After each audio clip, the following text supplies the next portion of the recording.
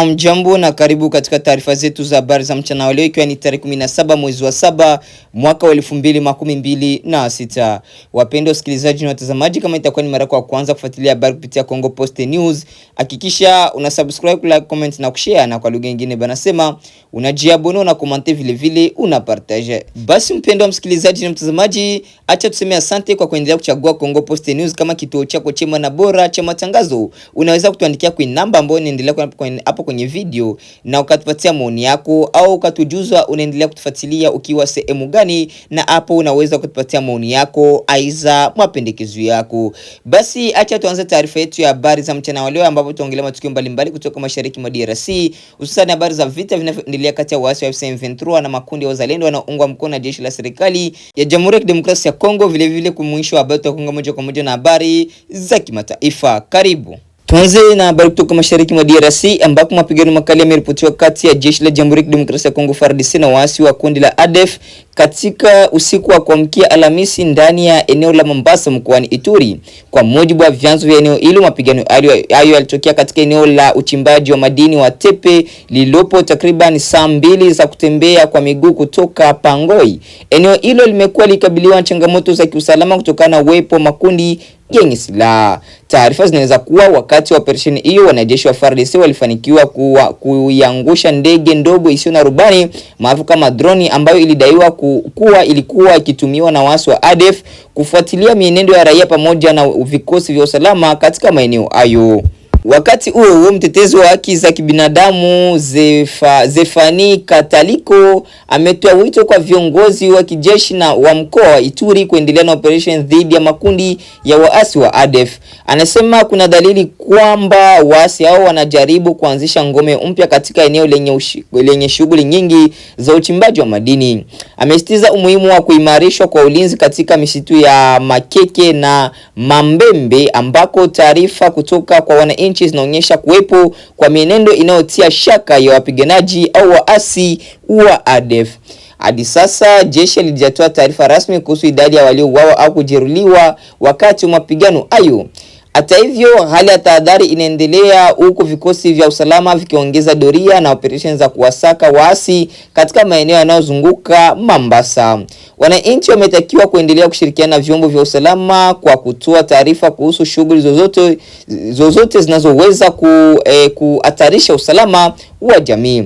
Hiyo ndiyo ilikuwa ripoti ya habari kuhusu hali ya usalama katika eneo la Mombasa mkoani Ituri, huko katika eneo la mashariki mwa Jamhuri ya Kidemokrasia ya Kongo. Na asante kwa kusikiliza taarifa hii ya habari kutoka huko Ituri. Hali ya taharuki imeripotiwa katika maeneo ya Nyankunde, Marabo na Komanda baada ya kuthibitishwa kwa kifo cha kiongozi wa wanamgambo anayejulikana kwa jina la General Erode, ambaye jina lake halisi ni Tendabo Erabo. Kwa mujibu wa taarifa za awali, baada ya kifo chake kusambaa, milio ya risasi ilisikika kwa muda mrefu katika maeneo hayo, aliyosababisha hofu kubwa miongoni mwa wakazi. Kutokana na kuzorota kwa usalama, mashirika ya kimataifa ikiwemo Africa CDC, shirika la afya duniani WHO na Samaritan's Purse yalazimika kuhamisha wafanyakazi wake kutoka eneo hilo kama hatua ya tahadhari. Tukio hilo limetokea wakati wa shambulio lililolenga kituo cha matibabu cha Ebola kilichopo eneo la Nyankunde. Hadi sasa mamlaka husika hazijatoa taarifa rasmi kuhusu idadi ya waliojeruhiwa au kupoteza maisha katika shambulio hilo, huku sababu kamili za tukio hilo zikiendelea kuchunguzwa. Wakazi wa maeneo yaliyoathirika wanaripotiwa kuendelea kuwa na hofu kutokana na hali ya usalama kutokuwa imara wakati juhudi za kurejesha utulivu zinaendelea. Tutazidi kufuatilia maendeleo ya tukio hili na tutakuletea habari kadri zitakavyoendelea kupatikana. Tuende na habari kutoka mashariki mwa DRC, ambako hali ya wasiwasi inaendelea kutanda katika wilaya ya Masisi mkoani Kivu Kaskazini, mashariki mwa Jamhuri ya Kidemokrasia ya Kongo, baada ya muungano wa M23 kufanya mkutano wa dharura katika eneo la Malemu. Tukio hilo limebua hofu mpya kuhusu mustakabali wa juhudi za kurejesha amani mashariki mwa Jamhuri ya Kidemokrasia ya Kongo. Kwa mujibu wa taarifa kutoka eneo hilo, mkutano huo uliohudhuriwa na viongozi wa wanachama wa M23 huku ukifanyika wakati ambako juhudi za kisiasa na kidiplomasia za kumaliza mzozo katika eneo hilo bado zinaendelea. Wakazi wa Masisi wanasema tukio hilo limeongeza hofu kwamba hali ya usalama inaweza kuzorota tena ikiwa mazungumzo ya amani hayatapata mafanikio. baadhi yao wanaeleza kuwa bado wanakumbwa na hatari ya mapigano yaliyopita, ikiwa ni pamoja na kuhama kwa wakazi, kupoteza mali na kukosekana kwa huduma muhimu za kijamii. Wachambuzi wa masuala ya usalama wanaonya kuwa matukio yanayohusisha makundi yenye silaha katika maeneo yenye migogoro yanaweza kuongeza mvutano wa kuadhiri juhudi za kuendeleza na kutafuta suluhisho la kudumu kupitia mazungumzo. Hadi sasa kuna taarifa rasmi iliyoonyesha kwamba mkutano huo umesababisha mapigano mapya. Hata hivyo, mamlaka pamoja na wadau wa amani wanahimizwa kuendelea juhudi za mazungumzo ili kuzuia hali ya usalama isizidi kuwa mbaya na kuhakikisha ulinzi wa raia. Wananchi wa eneo hilo wanaendelea kutoa wito kwa pande zote zinazohusika kuweka mbele maslahi ya amani, usalama na ustawi wa wananchi, huku wakitarajia hatua zitakazosaidia kurejesha utulivu wa kudumu katika maeneo yaliyoathiriwa na migogoro. Tuende na habari kutoka mashariki mwa DRC ambako habari kutoka mkoani Kivu Kaskazini mashariki mwa Jamhuri ya Kidemokrasia ya Kongo zinaeleza kuwa muungano wa M23 umeanza kujiondoa katika baadhi ya maeneo uliokuwa ukiadhibiti ndani ya groupment ya Ikobo lililopo katika sekta ya Wanyanga wilayani Walikale huko katika mkoa wa Kivu Kaskazini mashariki mwa DRC.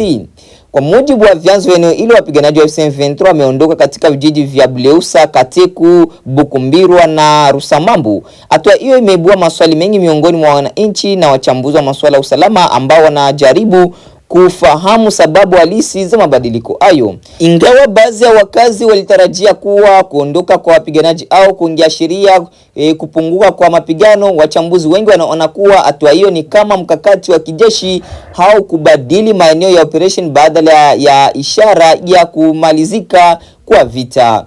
Kwa mujibu wa ushuhuda wa baadhi ya maeneo hayo, wapiganaji wa M23 wanadaiwa kuelekea katika maeneo ya Lubero na Ruchuru. Taarifa hizo bado hazijathibitishwa rasmi na pande zinazohusika, lakini yameongeza wasiwasi kuhusu uwezekano wa kuanzishwa kwa operation mpya ya kijeshi katika maeneo hayo.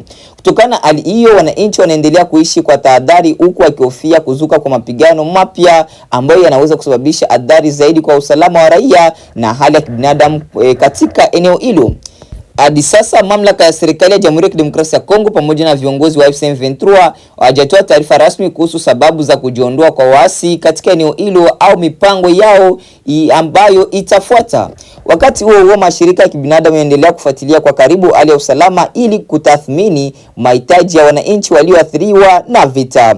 Tutazidi kuwaletea maendeleo ya tukio hili kadri habari zitakavyoendelea kupatikana. Baada ya kusikiliza matangazo yetu mbalimbali kutoka mashariki mwa Jamhuri ya Kidemokrasia ya Kongo, mpendo wa msikilizaji na mtazamaji, basi acha kuingia moja kwa moja na habari za kimataifa. Karibu. Buso ripoti zetu mbalimbali na tuanzie huko Mashariki ya Kati ambapo Marekani imezidisha mashambulizi yake dhidi ya Iran, huko Tehran nayo ikijibu kwa kushambulia Bahrain, Jordan na Kuwait na kuonya kuwa itaharibu miundombinu yote ya kanda hiyo iwapo Washington itatekeleza vitisho vyake vya kushambulia miundombinu ya Iran. Wakati huo Pakistan imezihimiza pande hizo mbili hasimu kurejea kwenye mazungumzo ili kuzuia mzozo kutanuka zaidi. Amina Abubakar na ripoti kamili. Mapambano kati ya Marekani na Iran yameendelea kushika kasi huku mashambulizi yakiongezeka pande zote na matumaini ya kurejesha makubaliano ya kusitisha vita yakizidi kufifia. Marekani imeendeleza mashambulizi yake mapema leo Alhamisi kwa kulenga maeneo zaidi kaskazini mwa Iran, ikiwemo maeneo yanayozunguka mji mkuu Tehran na mkoa wa Semnan unaohusishwa na uzalishaji wa makombora ya masafa marefu. Jeshi la Marekani pia limesema limefyatua kombora dhidi ya meli ya mafuta iliyokuwa ikielekea kisiwa cha Kag baada ya kudai kuwa ilikiuka mzingiro wa majini uliowekwa dhidi ya Iran. Kwa upande wake, Iran imejibu kwa kurusha makombora na droni kuelekea Bahrain, Jordan na Kuwait, nchi zilizo na vituo vya kijeshi vya Marekani. Lakini pamoja na mashambulizi hayo, Tehran imeongeza kiwango cha vitisho vyake. Msemaji wa makao makuu ya Khatam al-Anbiya, Kanali Ibrahim Zulfakhari, amesema iwapo Rais Donald Trump atatekeleza vitisho vyake vya kushambulia miundombinu ya Iran, basi Iran haitasita kujibu kwa nguvu. In khat qirmez shikast napazir Iran ast. Iwapo vitisho vya hivi karibuni vya rais wa Marekani asiye na akili vya kulitumia jeshi vamizi la nchi hiyo kushambulia miundombinu ya Iran vitatekelezwa, basi kila kitu ambacho hadi sasa kimeachwa salama kutokana na uvumilivu wa Iran, yani miundombinu yote ya kanda hii, kitasagwa kwa mapigo ya chuma ya vikosi vyenye nguvu ya Jamhuri ya Kiislamu ya Iran, kiasi kwamba hakutabaki hata chembe yake kana kwamba hakijawahi kuwapo tangu mwanzo. Zolfakhari amesisitiza kuwa Iran haitoruhusu Marekani kuingilia kwa namna yoyote mlango bahari wa Hormuz, akisema swala hilo ni mstari mwekundu usiovukwa. Mlango huo umeendelea kuwa kitovu cha mzozo huu baada ya Iran kufunga mwanzoni mwa vita vilivyoanza Februari 28, hatua iliyolitikisa soko la mafuta duniani na kuifanya Washington kurejesha mzingiro wake wa majini wiki hii. Hali hiyo imeendelea kupandisha bei ya mafuta duniani, huku mafuta ghafi ya Brent yakivuka dola 85 kwa pipa, kiwango cha juu zaidi tangu vita hivi vilipoanza upya. Katika hatua nyingine, Pakistan imejitolea tena kusaka suluhisho la kidiplomasia. Msemaji wa Wizara ya Mambo ya Nje ya Pakistan, Tahir Andrabi, amesema Islamabad itaendelea kuzihimiza Marekani na Iran kusitisha mapigano na kurejea kwenye mazungumzo ya kitaalamu chini ya makubaliano ya awali ambayo Pakistan ilisaidia kuyafanikisha mwezi uliopita. Pakistan pia imeonya kuwa kuendelea kwa mapigano katika mlango bahari wa Hormuz kunaweza kuhatarisha usalama wa usafiri wa majini, usambazaji wa nishati pamoja na biashara ya kimataifa. Huku mashambulizi yakiongezeka na vitisho vikizidi kutolewa, juhudi za upatanishi zinaonekana kuwa chini ya shinikizo kubwa, wakati hofu ya kurejea kwa vita kamili katika eneo la Mashariki ya Kati ikiendelea kuongezeka.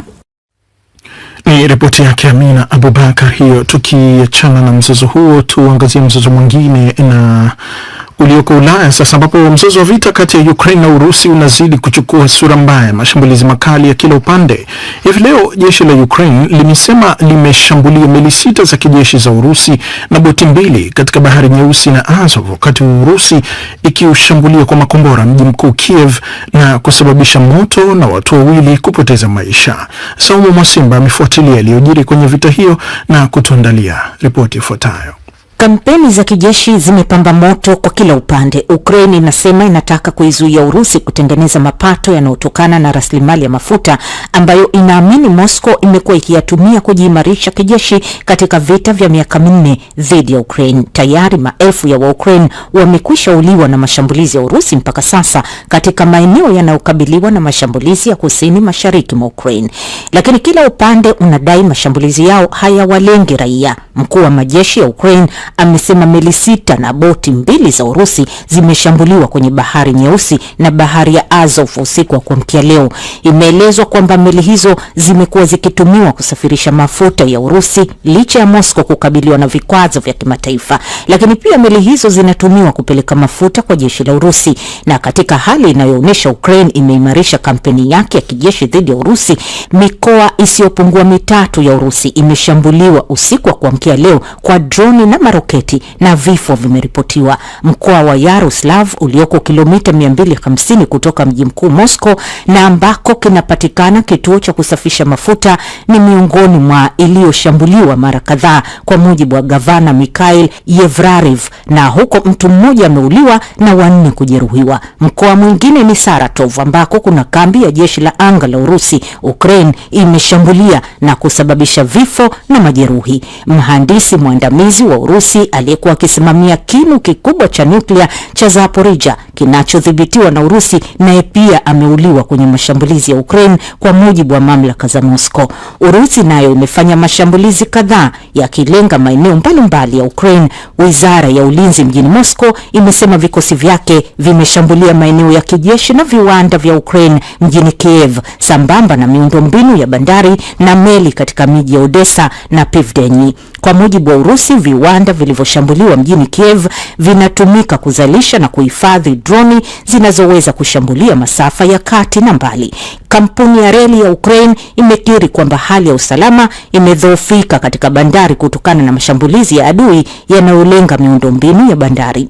Kampeni ya kijeshi ikiendelea nchini Ukraine, kwa upande mwingine hali ya kisiasa inafukuta, yakishuhudiwa maandamano makubwa katika miji chungu nzima ya nchi hiyo hivi leo. Waandamanaji wanapinga hatua ya kuondolewa waziri wa ulinzi Mikhailo Ferodov baada ya miezi 6 tu ya kukalia nafasi hiyo. Ripoti zinasema alikuwa akijaribu kufanya mageuzi ndani ya jeshi na kuondolewa kwake huenda kukasababisha hali kuwa ya mashaka ndani ya jeshi la nchi hiyo katikati ya vita inayoendelea. Bunge la nchi hiyo linakutana kuchagua serikali mpya baada ya waziri mkuu kujiuzulu wiki hii.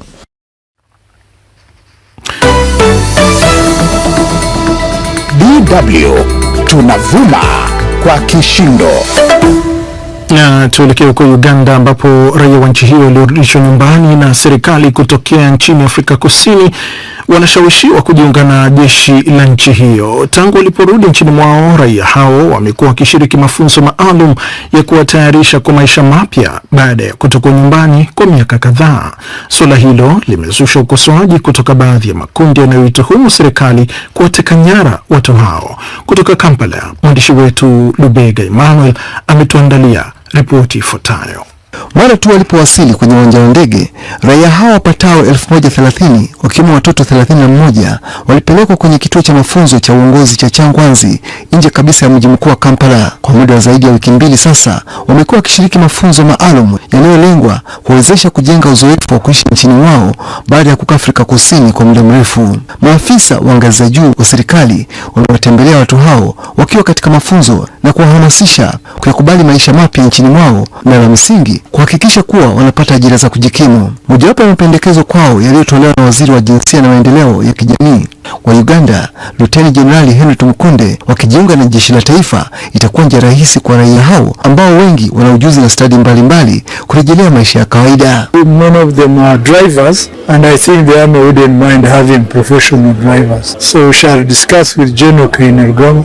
Wengi wao ni madereva na sidhani jeshi litapuuza kuwa watu hao wana taaluma hiyo ya hali ya juu, na kwa hiyo tutajadili na Jenerali Kainerugaba tuwape kazi katika jeshi. Na licha ya tukio hilo baya, uzuri wake ni kwamba limepelekea kurudishwa Uganda kwa watu wengi walio na ujuzi.